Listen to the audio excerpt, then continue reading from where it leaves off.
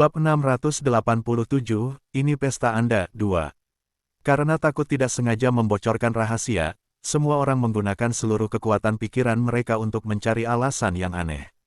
Kelima monster itu bisa mengatasinya dengan lebih baik, tetapi mencari segala macam alasan hampir membunuh tentara bayaran yang tidak kompeten dalam bersosialisasi itu. Tuan Kota, abaikan saja apa yang kami katakan sebelumnya. Kami tidak punya pilihan lain. Para tentara bayaran itu merasa malu. Mereka ingin menamparkan diri mereka sendiri sampai mati karena memikirkan alasan yang telah mereka buat. Mereka baru saja mengeluarkan alasan secara acak saat mereka sedang tidak waras. Ya, semuanya dalam keadaan sehat. Lagi pula, aku belum punya istri.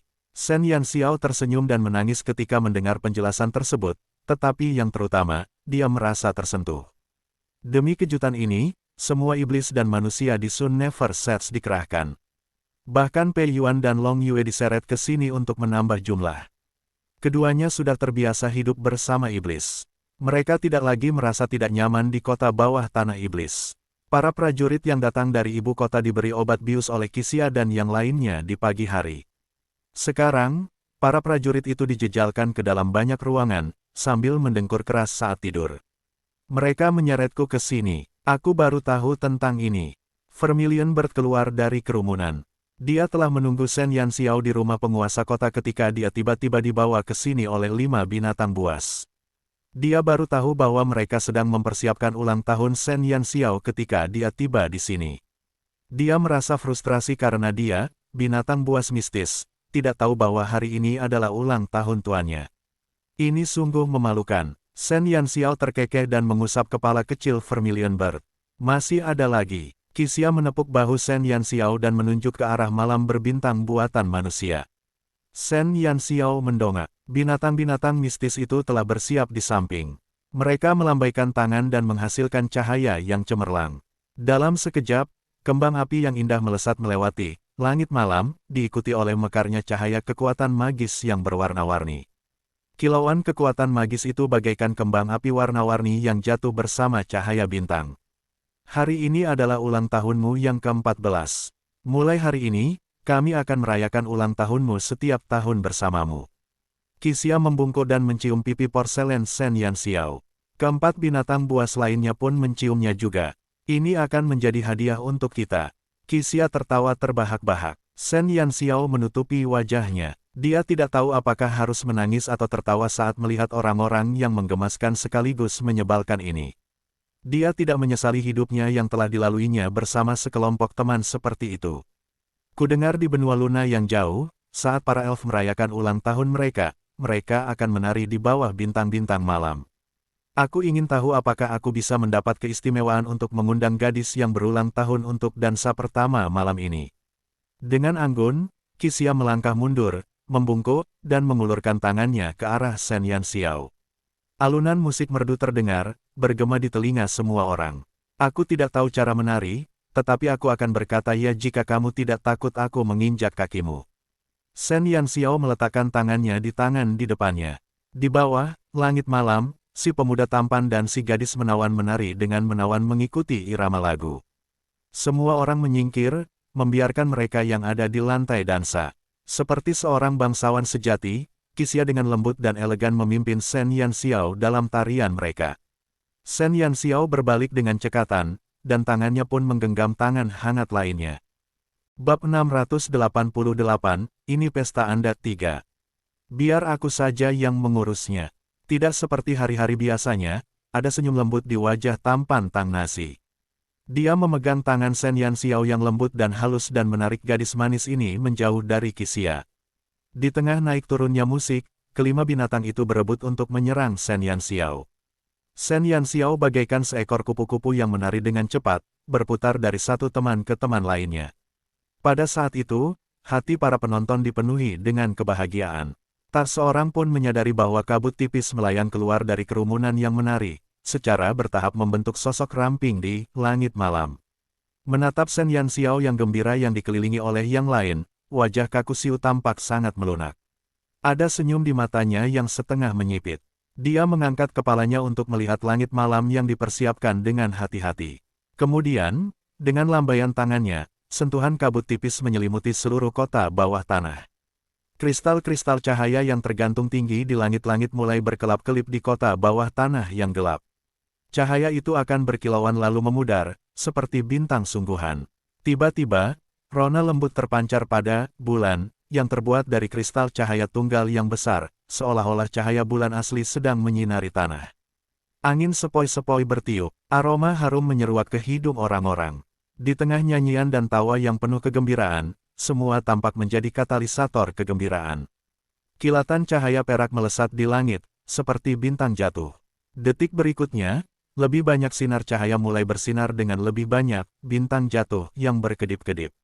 Shen Yanxiao mendongak sambil menari. Kegembiraan memenuhi matanya saat melihat bintang jatuh di langit. Yang Si sungguh menakjubkan, bagaimana dia menciptakan bintang jatuh itu. Shen Yanxiao belum pernah melihat bintang jatuh sebelumnya. Baru sekarang ketika dia menyaksikannya dengan mata kepalanya sendiri, dia tahu betapa menakjubkannya bintang itu. Tidak heran di kehidupan sebelumnya, orang-orang akan begadang menunggu jatuhnya bintang jatuh. Keindahan yang sesaat itu tidak dapat dijelaskan dengan bahasa apapun. Yan Yu, yang sedang berdansa dengan Shen Yanxiao, terkejut. Sorotan baru yang ditambahkan pada keindahan kota bawah tanah bukanlah hasil karya mereka. Paling tidak, mereka tidak pernah berhasil menciptakan bintang jatuh. Itu, bukan kita. Yan Yu berkedip. Dia juga sama bingungnya. Shen Yanxiao berdiri di sana dengan kebingungan ketika suara yang agak dingin dan menyegarkan bergema di telinganya. Selamat ulang tahun, Xiu. Shen Yanxiao tercengang, melihat sekeliling. Suara ini tidak berasal dari hatinya, tetapi dari telinganya, yang berarti bahwa Xiu telah keluar dari tubuhnya. Sepasang mata jernih yang bersinar itu mengamati sekelilingnya. Akhirnya, dia melihat sosok samar di bulan. Itu Xiu. Senyum tipis tersungging di mata Shen Yanxiao. Ia mengira Xiu tidak lagi menikmati kesenangan duniawi. Ia tidak menyangka Xiu akan ikut merayakan ulang tahunnya. Sambil menatap sosok yang samar itu, dia menggerakkan bibirnya tetapi tidak mengeluarkan suara. Xiu tahu bahwa dia mengucapkan terima kasih. Pikiran manusia memang yang paling sulit dipahami. Manusia rela membayar harga yang tidak sama untuk keindahan sementara ini. Xiu menatap kota bawah tanah. Tidak ada jejak penghinaan di wajahnya yang dingin. Sambil menatap gadis kecil yang tersenyum di antara kerumunan, Xiu mengangkat alisnya. Tapi hasilnya bagus. Xiu mengarahkan ujung jarinya ke bintang jatuh yang indah dan melambaikan tangannya. Ribuan kristal cahaya yang tergantung di atas berkumpul sekaligus dan secara bertahap menyatu di langit malam. Perlahan-lahan, gambar sosok cantik terbentuk. Semua orang mendongak untuk melihat situasi yang tidak biasa ini. Dalam kegelapan, sosok yang digambarkan oleh kristal cahaya itu sedang menari. Itu adalah pantulan Shen Yanxiao. Babak 689, Ouyang Huanyu 1. Pada hari itu, perayaan baru berakhir pada malam hari. Keesokan harinya, semuanya kembali seperti biasa. Namun, Sun Neversetz menyambut tamu yang tak terduga. Shen Yanxiao berkedip. Dia tidak percaya apa yang dilaporkan serigala jahat kepadanya. Siapa yang kau bilang datang? Serigala jahat menjawab, "Yah, orang itu mengaku sebagai kepala sekolah Saint Laurent Academy, Ouyang Huanyu." Shen Yanxiao segera berdiri dari kursinya. Ouyang Huanyu adalah orang yang paling membuatnya pusing saat ia masih di Akademi Saint Laurent. Kepala sekolah yang sok suci ini sangat munafik. Shen Yanxiao tidak dapat memahami mengapa Ouyang Huanyu datang ke Tanah Terlantar. Tanah Terlantar dianggap sebagai daerah terlarang di semua negara. Tentara ditempatkan di tempat keempat negara berbatasan dengan Tanah Terlantar. Karena Kekaisaran Longxuan belum berhasil membangun kota di Tanah Terlantar, siapapun yang ingin datang ke Tanah Terlantar harus menerima izin dari Kaisar untuk menginjakan kaki di Tanah Terlantar, seperti yang dilakukan Shen Yanxiao saat pertama kali memasuki Tanah Terlantar. Dia harus melapor ke garnisun di perbatasan. Namun bagi mereka yang berasal dari 3 negara lainnya, termasuk dinasti Bulan Biru, mereka dapat terhindar dari masalah ini. Forsaken Land berbahaya bagi kebanyakan orang. Kebanyakan orang akan merasa sulit bertahan hidup begitu mereka tiba di Forsaken Land. Karena itu, bahkan tentara bayaran yang paling pemberani pun tidak berani menginjakan kaki di sini. Sebelum sebuah kota dibangun di Tanah Terlantar, tak seorang pun yang tidak memiliki izin diizinkan masuk. Dan, saat ini, Kekaisaran Longxuan belum membuka jalan menuju tanah terlantar untuk umum, jadi Ouyang Huanyu pasti telah memperoleh izin dari kaisar untuk bisa datang ke sini. Tapi mengapa dia datang ke sini? Jika memungkinkan, Shen Yanxiao berharap dia tidak akan pernah bertemu dengan orang munafik ini lagi. Dia telah bersusah payah meninggalkan Akademi Saint Laurent. Dia pikir dia tidak akan pernah bertemu dengan lelaki tua misterius ini lagi. Namun, tanpa diduga, lelaki tua itu datang menemuinya secara langsung. Tuan Kota, Evil Wolf merasa aneh bahwa Shen Yanxiao mengerutkan kening begitu banyak. Di Kekaisaran Longxuan, Ouyang Huanyu menikmati prestise yang tinggi. Bukan hanya karena ia adalah kepala sekolah Saint Laurent Academy, tetapi juga karena prestasinya dalam sihir. Ia menikmati pujian baik di ibu kota maupun dari warga sipil. Evil Wolf baru saja bertemu dengan Ouyang Huanyu tadi. Yang pertama berpikir bahwa kepala sekolah legendaris ini memiliki temperamen yang baik dan sikap yang mengesankan. Ia juga cukup sopan. Jadi, mengapa wali kotanya mengernyitkan alisnya begitu erat saat mendengar nama Ouyang Huanyu? Shen Yanxiao melirik sekilas ke arah serigala jahat. Dia dipenuhi dengan perasaan yang rumit. Shen Yanxiao mengetahui sisi asli Ouyang Huanyu lebih dari siapapun. Penampilannya yang baik dan ramah hanyalah kepura-puraan yang dia buat untuk menipu semua orang. Dia sengaja menunda perawatan Yunqi dan bersekongkol dengan seseorang yang misterius secara pribadi. Selain itu, Shen Yanxiao tidak melupakan percakapan antara Ouyang Huanyu dan orang misterius yang dia dengar di kamar Ouyang Huanyu malam itu. Dia ingat dengan jelas bahwa orang misterius itu dan Ouyang Huanyu berusaha menariknya ke dalam organisasi mereka. Shen Yanxiao tidak tahu apa yang sedang mereka pelajari, tetapi dia tahu dia tidak akan menyukainya. Kelima binatang buas itu muncul di berita. Mereka semua tahu bahwa di Akademi Saint Laurent, bahkan topik tentang penyihir pun dianggap tabu. Dalam beberapa kesempatan, Ouyang Huanyu hampir mengetahui rahasia Shen Yanxiao. Jika bukan karena kalung cahaya bulan yang diberikan Yunqi kepadanya, fakta bahwa Shen Yanxiao adalah seorang penyihir pasti sudah terungkap ke publik sebelum turnamen antar akademi. Mengapa kepala sekolah Ouyang ada di sini? Ekspresi Qixia tampak tidak senang. Secerdas apapun dia tidak tahu tujuan sebenarnya dari kunjungan Ouyang Huanyu. Aku tidak tahu. Shen Yanxiao menggelengkan kepalanya. Apakah kamu akan menemuinya? Karena dia sudah datang, akan sulit bagiku untuk tidak menemuinya, jawab Shen Yanxiao. Babak 690, Ouyang Huanyu, 2. Masalah demi masalah pun datang. Dia baru saja mengurus utusan khusus itu ketika pria yang keras kepala ini tiba-tiba datang ke rumahnya.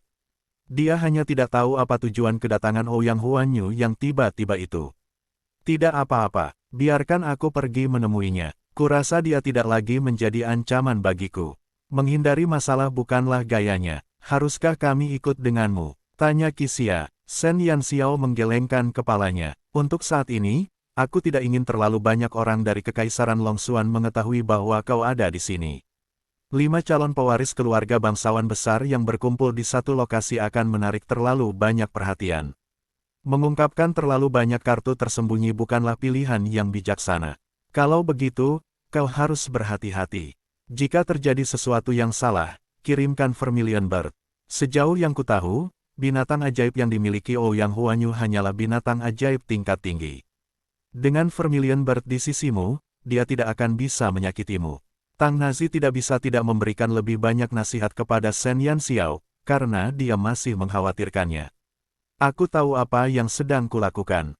Shen Yanxiao tersenyum. Setiap kali dia ingin menyelesaikan sesuatu sendiri, kelima binatang buas itu akan segera berubah menjadi pengasuhnya. Mereka sama perhatiannya dengan Yin Jiuchen. Serigala jahat, bawa aku kepadanya. Shen Yanxiao menarik napas dalam-dalam. Dia sangat penasaran dengan alasan Ouyang Huanyu datang ke sini. Mereka berjalan melewati jalan yang rapi dan bersih. Dari kejauhan, Shen Yanxiao melihat seorang lelaki tua berjubah putih. Mengingat temperamennya sejak lahir, Ouyang Huanyu bukanlah tipe orang yang akan dibenci orang. Orang-orang dari kelompok prajurit bayaran serigala gua di sebelahnya sedang mengobrol dengannya. Ekspresi para prajurit bayaran itu menunjukkan bahwa mereka sangat mengagumi Ouyang Huanyu. Akan tetapi, betapapun lembut dan berbudayanya Ouyang Huanyu di permukaan, di dalam hati Shen Yanxiao, dia adalah seekor rubah yang licik. Kepala sekolah Ouyang, sudah lama tidak bertemu. Apa kabar? Shen Yanxiao menahan rasa tidak sukanya dan menyapanya dengan tenang. Ouyang Huanyu menoleh dan menatap Shen Yanxiao sambil tersenyum. Ekspresi lembut di wajahnya membuatnya tampak seperti orang tua yang baik hati. Saya baik-baik saja. Kepala sekolah Ouyang, apa tujuanmu datang jauh-jauh ke sini? Tanah terlantar adalah tempat yang berbahaya. Jika kau ingin pergi ke suatu tempat ini jelas bukan tempat yang tepat, tanya Shen Yanxiao sambil tersenyum. Tidak ada jejak penghinaan yang terlihat dalam kata-katanya.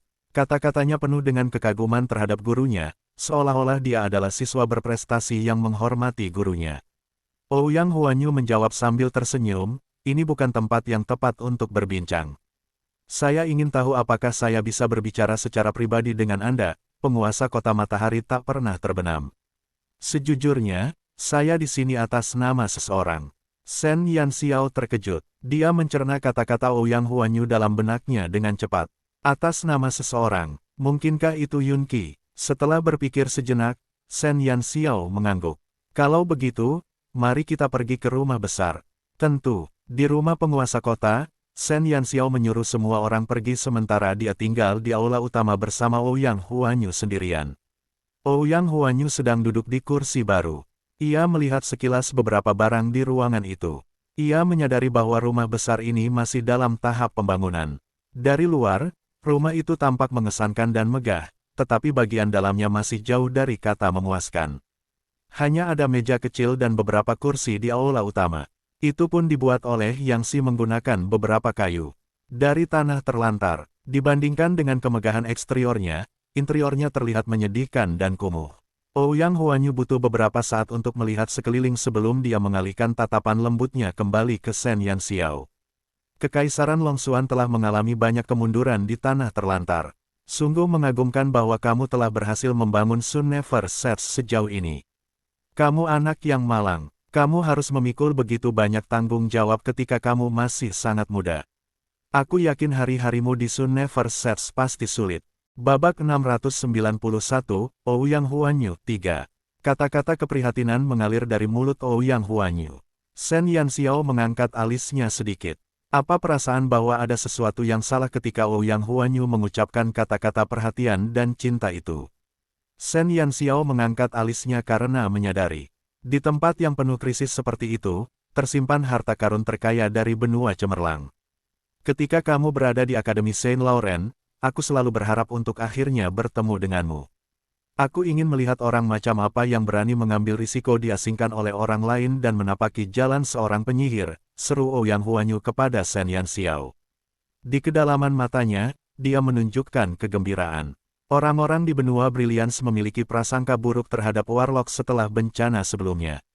Kamu harus tahu bahwa di seluruh Kekaisaran Longxuan, Akademi Saint Laurent adalah satu-satunya tempat yang masih memiliki divisi Warlock. Meski begitu, sudah bertahun-tahun sejak divisi Warlock merekrut siswa. Tahukah kamu betapa senangnya aku ketika mendengar bahwa seorang siswa telah memutuskan untuk menjadi Warlock? Di benua ini, masih ada orang yang tidak terpengaruh oleh prasangka buruk. Profesi itu sendiri tidak baik atau buruk, orang-orangnya lah yang baik atau buruk. Mimpi buruk yang dibawa oleh para penyihir kepada orang-orang tidak ada hubungannya dengan profesi penyihir. Shen Yanxiao tidak tahu mengapa Ouyang Huanyu tiba-tiba menyebutkan hal ini. Ya, benar atau salah hanya dapat disimpulkan dari perilaku dan tindakan, tidak ada yang lain. Namun, saya yakin Anda pasti telah merasakan dampak negatif dari profesi Anda sejak Anda tiba di tanah terlantar. Ouyang Huanyu menatap Shen Yanxiao dan melanjutkan dengan perlahan, setiap tahun, pemenang turnamen antar akademi diberikan sebuah kota di tanah terlantar. Ketika pemenang membangun kembali kota tersebut, mereka akan memperoleh dukungan besar dari Kekaisaran Longxuan. Namun, ketika menyangkut Anda, Kaisar tidak memberi Anda apapun. Anda pasti tahu alasannya, bukan? Shen Yanxiao mengerutkan kening. Dia tahu betul betapa kasarnya dia diperlakukan oleh Kaisar. Namun, dia tidak keberatan. Kota yang dibangun dengan tangannya sendiri adalah kota miliknya. Dia tidak perlu berutang kepada siapapun. Kaisar pasti punya alasan. Kita tidak bisa membahasnya. Shen Yanxiao mulai tidak sabar. Dia bingung setelah Ouyang Huanyu berbicara tanpa henti tanpa akhir. Benar, supremasi Kaisar. Ouyang Huanyu tersenyum. Ia tampaknya telah merasakan ketidaksabaran Shen Yanxiao. Ia berhenti mengoceh dan memasang wajah serius. Kau sudah tahu tentang ini, jadi aku tidak akan membuang-buang waktumu lagi. Sebenarnya, aku datang ke tanah terlantar atas perintah Kaisar. Perintah Kaisar. Shen Yanxiao terkejut. Kaisar yang memerintahkan Ouyang Huanyu untuk datang ke tanah terlantar. Saya mendengar bahwa sekelompok utusan khusus yang dikirim ke sini dari ibu kota tinggal di Sun Never Sets. Pangeran Long Yue dan guru negara Pei Yuan ada di dalam kelompok itu. Beberapa bulan yang lalu, Kaisar menerima surat tulisan tangan guru negara Pei Yuan yang menyatakan bahwa dia dan pangeran akan tinggal di Sun Never Sets untuk sementara waktu. Meskipun Kaisar percaya pada kemampuan guru negara itu, dia masih sedikit khawatir, jadi dia meminta saya untuk datang berkunjung. Bagaimanapun, dia tahu bahwa Anda adalah seorang siswa Akademi Saint Laurent, yang pada gilirannya berarti bahwa Anda memiliki beberapa hubungan dengan saya, Kepala Sekolah Akademi Saint Laurent. Ouyang Huanyu membocorkan alasan kunjungannya ke tanah terlantar tanpa menyembunyikan informasi apapun. Dia menyiratkan kekhawatiran Kaisar dalam kata-katanya. Sudah lebih dari 2 bulan sejak rombongan utusan khusus itu tiba di tanah terlantar. Pei Yuan dan Long Yue telah tinggal di Sun Never Sets selama beberapa bulan. Tidak peduli seberapa meyakinkannya Pei Yuan dalam suratnya, Kaisar akan tetap mengkhawatirkan mereka setelah 2 bulan.